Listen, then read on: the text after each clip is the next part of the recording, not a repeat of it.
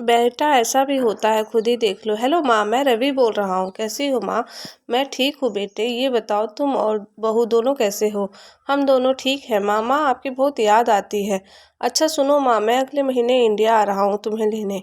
क्या? हाँ माँ, अब हम सब साथ ही रहेंगे। नीतू कह रही थी माँ जी को अमेरिका ले आओ, वहाँ अकेले बहुत परेशान हो रही होंगी।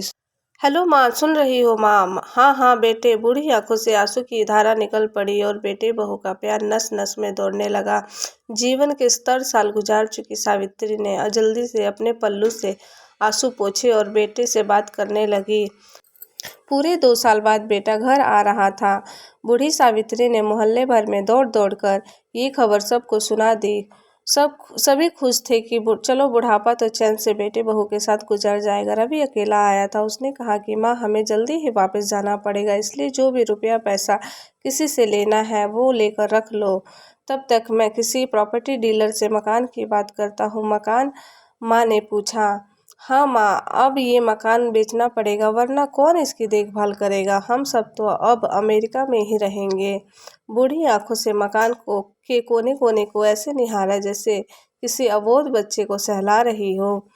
अनन फनन में औने पौने दाम में रवि ने मकान बेच दिया। सावित्री देवी ने वो जरूरी सामान समेटा जिसमें उसको बहुत ज़्यादा लगाव था। रवि टैक्सी मंगवा चुका था। एयरपोर्ट पहुंचकर रवि ने कहा, माँ तुम यहाँ बैठो, मैं अंदर जाकर सामान की जांच और बोर्डिंग और वीज़ा का काम निपटा लेता हूँ। ठीक है बेटे। सावित्री देवी वहीं पास के बेंच पर जाकर बैठ गई। काफ़ी देर बीत चुका था।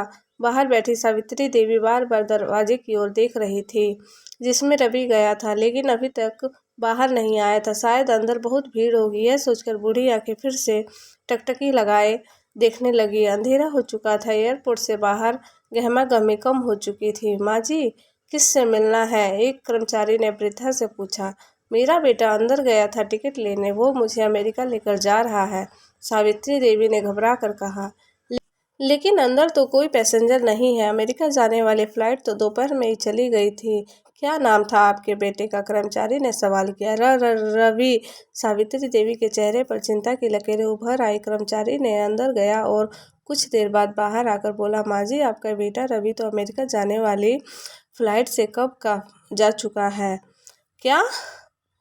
वृद्धा की आंखों से आंसू का सैलाब फूट पड़ा। बूढ़ी माँ का रोम रोम कांप उठा।